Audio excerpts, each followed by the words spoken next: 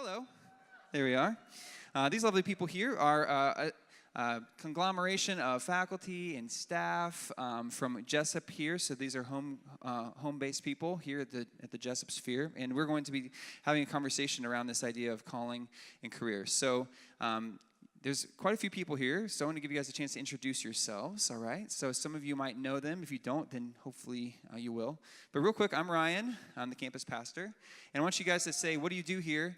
And then kind of where have you come from? So like by way of vocation, all right? And so, for instance, I went to a little school called Ozark Christian College in Joplin, studying biblical leadership and ministry. And then I've been doing various stuff in the church. I've been a college pastor, a worship pastor, and then most recently a university guy. And so I'm making a transition next week into a whole new chapter of life. But yeah, so let's just go down the line here. What do you do here? And what have you done? Where have you been? Good morning. My name is Christy Jewell. I'm Director of Career and Life. Thank you. Career and Life Planning here at Jessup. I've been here for 14 years, which I think we all think we look the same and they're the same age because you guys are always the same age. So anyway, I graduated from Westmont College with a degree in sociology. I was headed toward, I did a few years of juvenile corrections and probation. That was where my interest was. And I spent a couple years doing that, and then I had sort of a little crisis of I didn't quite want to adult yet, so had some friends that worked at a Christian youth camp up in the Santa Cruz Mountains, so I joined them to run a horse ranch for a couple summers where I eventually met my now husband. So as relationships do, sometimes those take you on a little bit of a, not so much you're deciding, but when we finally decided we were going to finish school and get a real job, I moved into the kind of workforce and economic development space and working with a variety of people, helping them find new ways to utilize their skills in a different line of work. And eventually I found my way into some school to career type work, which is really about making education relevant to the real world of eventual work.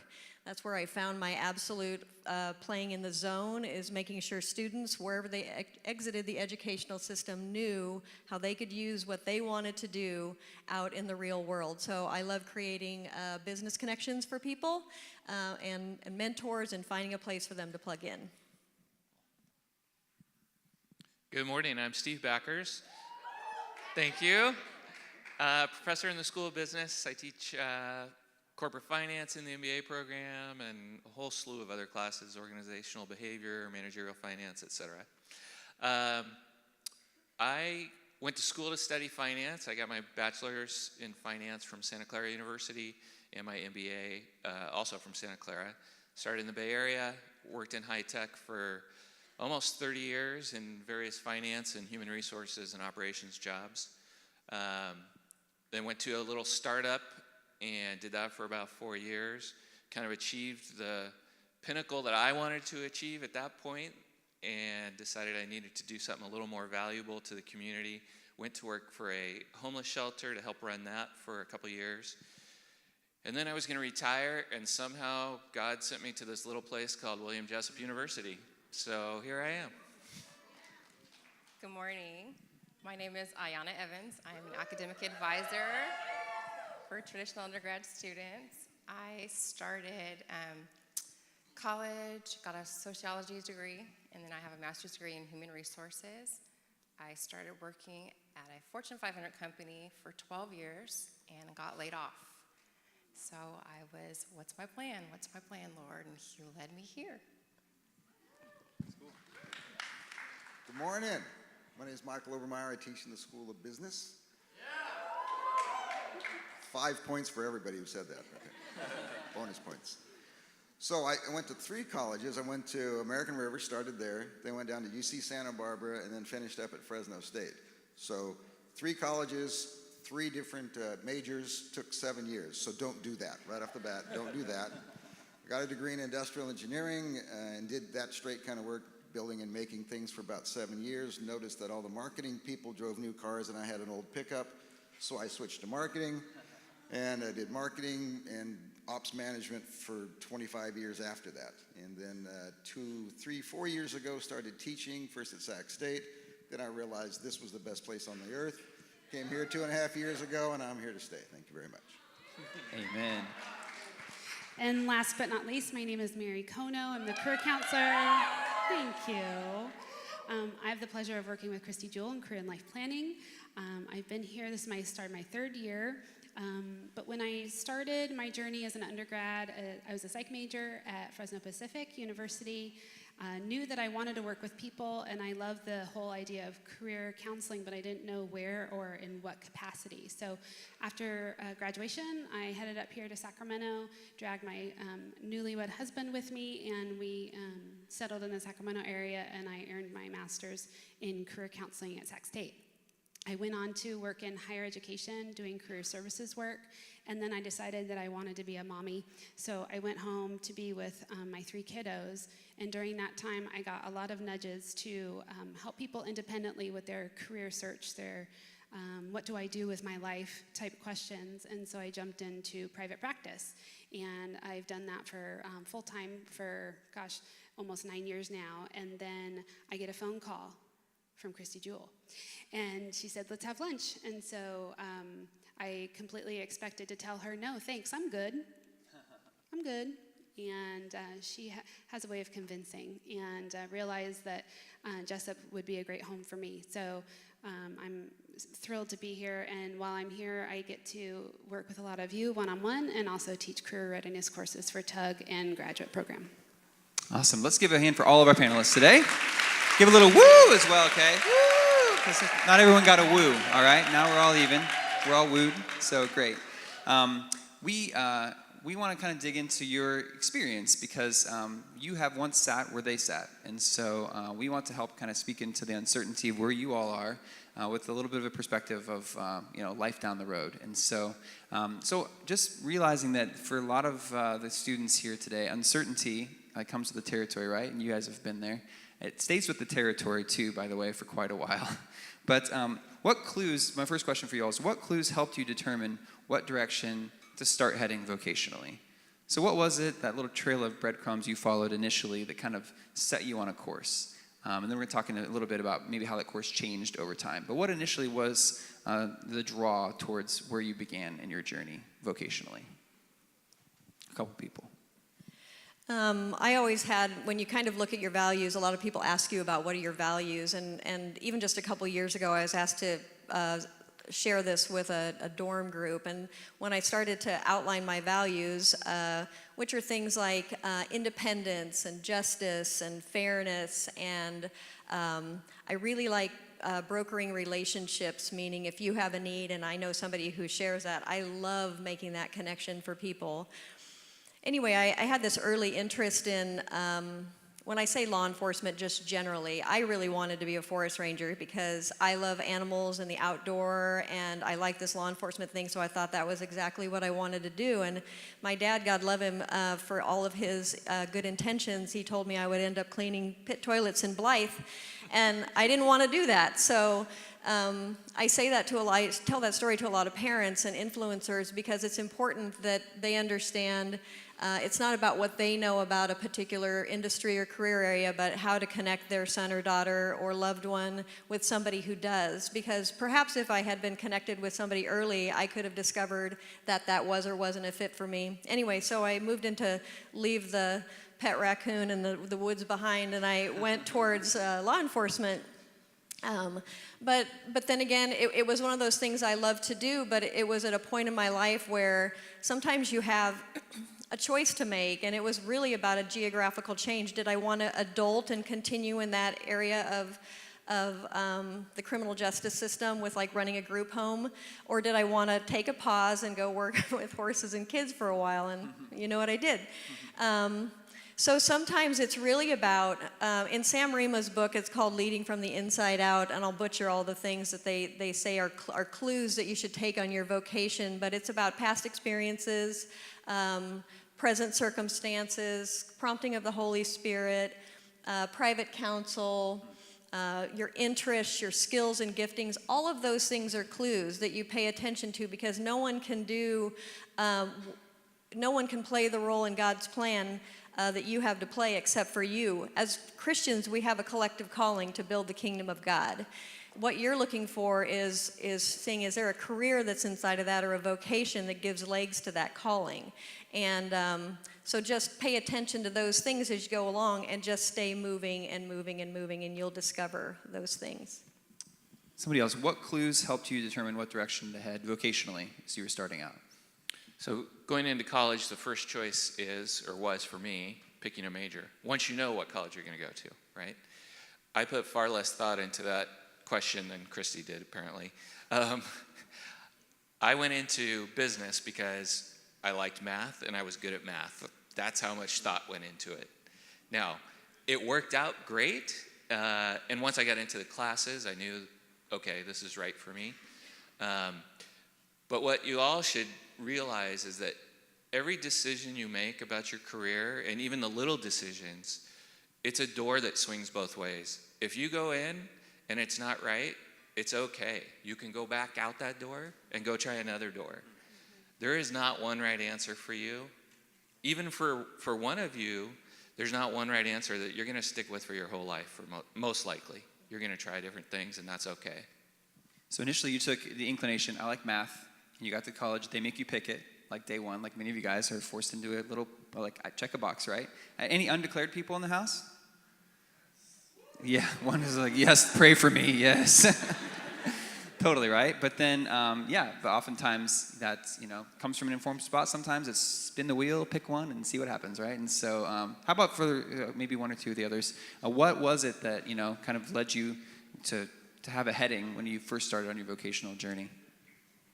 For me, the extra activities that I was involved with as an undergrad, the student leadership experience had a profound effect on my life and helped me realize, hey, I really like this people thing, and I like helping people improve, but I didn't know what that meant. I didn't know what it looked like. And so in those experiences is when I discovered just different ways to use that gifting, and chose career counseling. But I have to say that I didn't know where that would happen. I didn't know when it would happen. I just knew that I wanted to do this, and I knew I needed a degree to do it.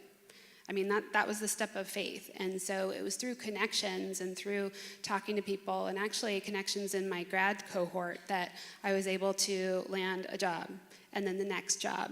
So I didn't have it all planned out. I just knew this is kind of what I want to do. And I would have never guessed in a million years that I'd be here. Jessup wasn't even here when I had that inkling. So God is always several steps ahead, and we tend to doubt that. So don't doubt that. He's got you. And quickly, just to follow up on that, for me, because my initial plan was to be a doctor. So I was about a 3.5, 3.6 GPA, taking all the pre-med stuff, and I realized I was never going to get into med school with a 3.5. You just weren't going to get it done. So I asked myself, well, what else? What do I like about it? And what I liked was the technical aspect. I liked the physics, I liked the chemistry, I liked the math. All that was fun. So it came down to, who will pay me? What kind of job can I have that will pay me money to do things that I love? And engineering was the answer. I got to do stuff, I got to tinker with things and solve problems. It was stuff I really loved to do, and they gave me money to do it. So a lot of that you should be thinking about, what do I really love to do, and how can I transform that into a paycheck? That's good. Yeah, real quick, ministry is like a weird pathway generally, and so some of you guys might be Christian leadership majors, etc. But in high school, I felt like a pretty strong sense my sophomore year. God's like, hey Ryan, there's lots of stuff you could do with your life, but ministry would be like vocational, full-time work at a church, be a pastor guy, youth pastor would be the thing for me. But then back and forth through high school, my dad was a stockbroker, and so there's like, pastors are on this end of the income spectrum, and then financial world's on this side. And so I was like back and forth, and so when people would ask me, what do you want to do when you graduate? I'm either going to be a pastor or a stockbroker. And people are like, that does not compute. I'm like, I know, please help me. And so I was begging my youth pastor, I was begging my parents, please tell me what I should do. I don't know which one to do. And God let me wrestle through that, clear through to graduation. I didn't know until May, really, where I was going to go to college.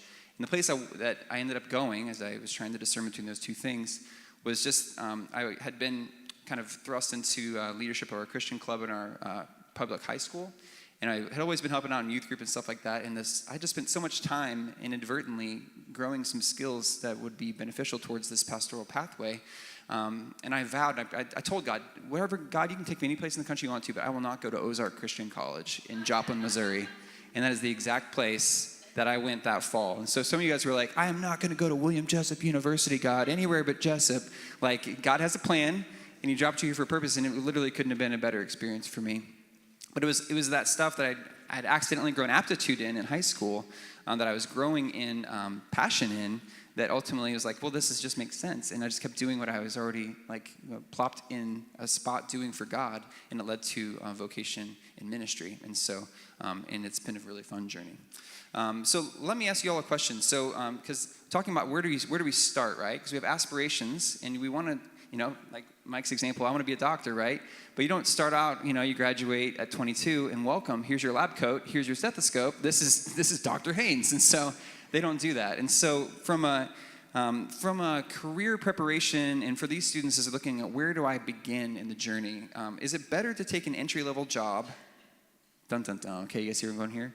Is it better to take an entry-level job outside my career path, or is it better to wait for the perfect opportunity to open up in my desired career path?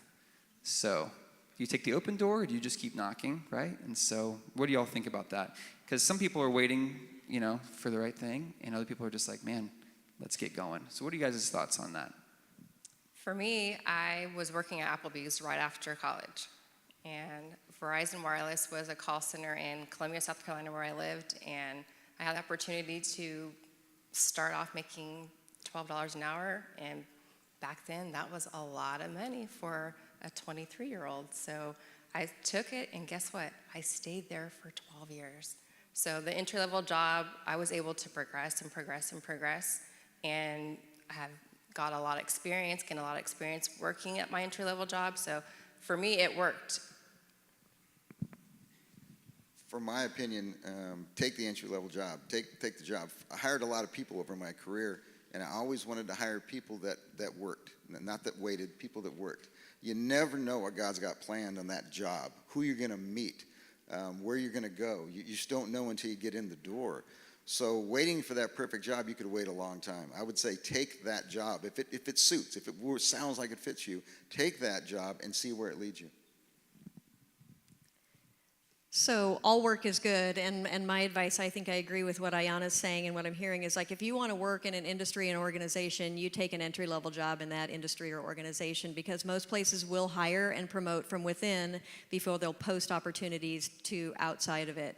And there's no better way to learn the inside and outside of an organization by answering their phones, greeting their customers, answering their questions. And people want to see that you have experience in their industry, sometimes specifically in their company. And by doing barista work at Starbucks, that is good work. But if you can spend your time doing an entry-level job in the industry that you want, do that. I just want to piggyback on the part of the question where it said perfect job. And we would all contest that there is no one perfect job. They're all parts of jobs that we kind of don't prefer, right? So this whole idea that we're waiting for the perfect thing, well, you're going to be waiting a long time, but sometimes you have to get in and try it on for size and see if it fits. And sometimes it doesn't, but sometimes it does, and it surprises you. So don't be afraid to take that step. I'm also going to speak from a very practical standpoint, is that we don't want you to starve. So we want you to be able to support yourself, to launch well, put gas in your car, pay your rent, all those things. So we are going to encourage you to take that step of faith, because then you're still supporting yourself and you're learning skills. And if you come at it at any position with a spirit of humility and being willing to do any of the grunt work to get experience, that's going to bode really, really well for you in your future. I'll just add one thing. I looked up before we got here. Now, I don't know that you can trust everything you read on the internet, but I happened to Google craziest jobs famous people have had. Do you know the Pope was once a bouncer? Wow. It's true. George Clooney once sold insurance door to door. It's true. And my career started, talk about taking a job at a very low level. While I was a college student, my first job at Intel, at the beginning of 30 years there, I was a security guard. Wow. Yeah. That's crazy. Start at the bottom and work your way up. That's cool. Start Yeah. from the bottom, now we're here. Nice. So, biblically, that fits with what we see. I mean, there's that parable of the talents, and there's basically the master is going away. He's got his house, his resources, his business. He entrusts it to three of the people who work for him.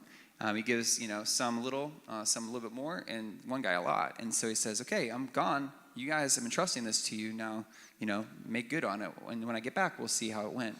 And the story, he comes back, and he finds that the guy with the most invested it, doubled the money. The guy with the middle invested it, doubled the money. The guy who got the least went out and sat on it, basically, buried it, and didn't get anything from it. And so the person who got rewarded were the people who took what they were entrusted with, and they did something with it. And the axiom that comes from that, and in Matthew, this is how it says in the NIV, it says, those who are faithful with little will be given more. And that leadership entrustment of like faithful with little, if you want to be any place, someplace, they want to see that you can be content and that you can do a good job with a little bit before you go demanding the world and have that entrusted to you. And so I think it's a great mindset, and it's biblical that if you're faithful with little and you're a good steward of what God entrusts to you, and you continue to grow in your faithfulness and in your trust and in your capacity, then you will be given more. Like there's that kind of upside down expectation sometimes that we're gonna leave and we're gonna go start the best thing ever, and that everything we're gonna do is gonna be a success. But man, the likelihood is that we start humble and we work from there, and God rewards faithful, loyal, hardworking servants of His who are about Him. And so along those lines, kind of like you starting something, but then fit-wise, not knowing whether this is where you should be. Has there ever been a time in your career, maybe like a famous time in your career, that you pivoted from where you were because it just was an awful fit? Can you describe the circumstances that made you feel that kind of angst or unsettledness? And then, what did you do with that as you tried to look for something else? Anyone have an example of a mid-career pivot? I got one. It was within the same company, but my degrees were both in finance, business, and I knew that's what I was going to do, and I was going to be a CFO. I got to like a controller level, 12, 15 years in, and realized I've done so many budgets, so many budget versus actual analysis, so many strategic plans. I don't want to do it anymore. I'm tired of it. It wasn't that it was a bad fit. I just kind of got into where I wanted to get and was bored with it. And I remember talking to the CFO of Intel at the time and saying, I think I want to move into HR. If it doesn't work out, would you take me back? And he said, absolutely. We could use more financially minded people in other parts of the organization.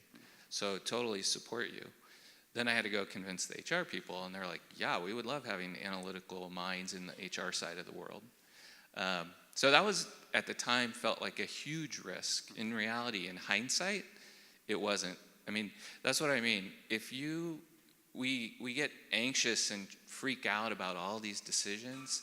In reality, you're going to make that decision, you're going to go do it, and you're going to make another decision. You're going to make another decision. So don't beat yourself up over every little decision, because you will just keep moving forward. That's good. This might be a sensitive thing to say, but I had just graduated college, and because of my work in juvenile corrections, I had met a couple of mentors in the area of probation, and somebody was going on maternity leave, so I took over her caseload. It was in the Southern California area, Ventura County, and so I'm barely 21, and I take over an adult probation caseload. And in the county I was serving, that caseload was about 80% Latino male. And here I am, a 21-year-old Caucasian girl, asking them to meet the terms of their probation. And it was not a fit for either one of us, because I needed to understand that culturally that was very difficult for them, and they weren't going to be able to experience success. And I was literally shackled by, knowing that they weren't hearing a thing that I could say. And that was an experience that God was like, okay, here's your door. You can walk out of it or not. And I did. And I'm thankful for that, because who you serve, product or service in this world, you need to make sure you're a fit for them too, for their ultimate success and their ability to move on with their lives. And that was a point where I realized that wasn't. I was a elementary education major in college. My junior year, I decided to change it because I realized I didn't like the classroom with little kids. I had to pretty much start over.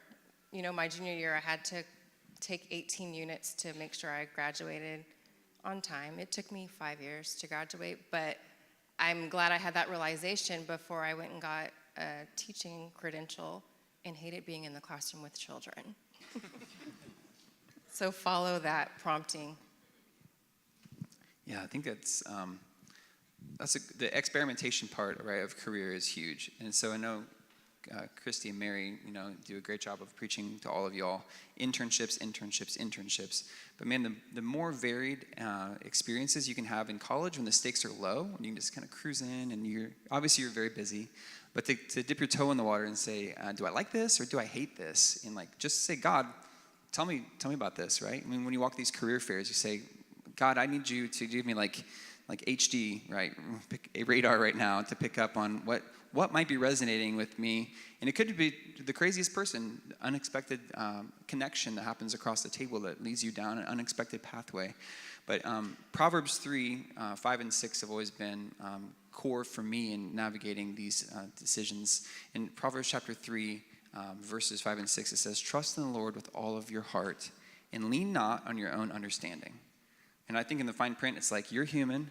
You're kind of a dummy, all right? So God is so much bigger and smarter, all right? So the wisdom of Proverbs is always pretty straightforward. Trust not, lean not on your own understanding, but it says, in all of your ways acknowledge God, and he will make your path straight. And I think the straight part, he might make it straight for the next mile, right? But it seems like it's always twisting. You can never see around the turns coming up ahead. But the reality is that God does have good work for all of us. The vocation, the work he's given you to do in the world, it might be varied and it's going to be seasonal. It might change from time to time. But will you have a desire to take what he's given you and do something good with that? That's the question. Steve's got a great excerpt from Love Does that we want to conclude with today. This great book by Bob Goff. And Steve, if I could have you read that, and then we're going to conclude today. But listen very closely to the words of this book. It's a great book. Bob Goff, amazing Christian man. He's done a lot of different things, but this is his challenge.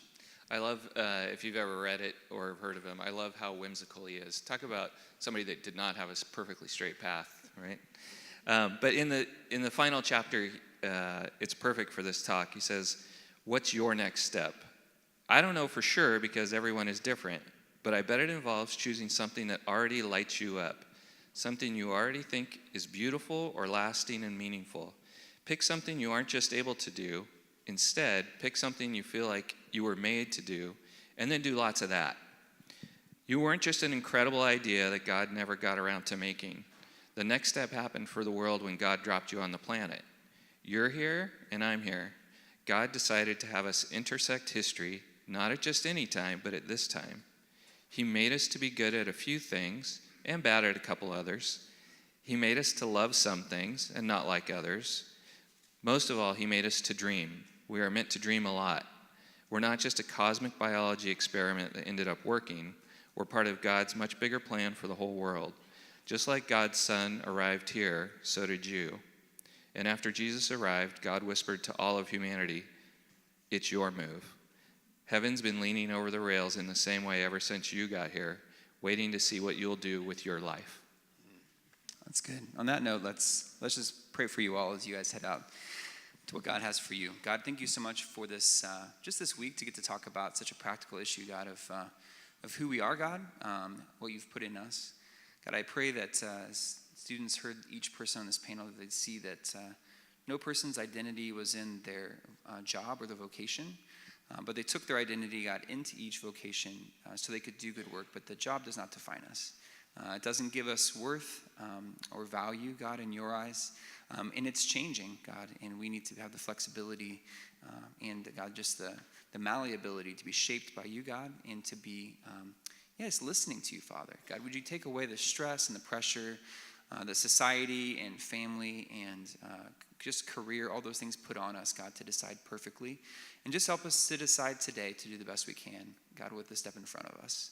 And just knowing that if we trust in you, God, and if we're faithful with the little step in front of us, God, that you're going to continue to illuminate our path all along the way. God, that's true of each student's journey here to Jessup, God. It's true of the future classes and connections and pathways and internships and eventually, just these things that we hope will be careers where they can be exceptionally employable, God, and they can be transformational leaders in their different environments for you and for your kingdom.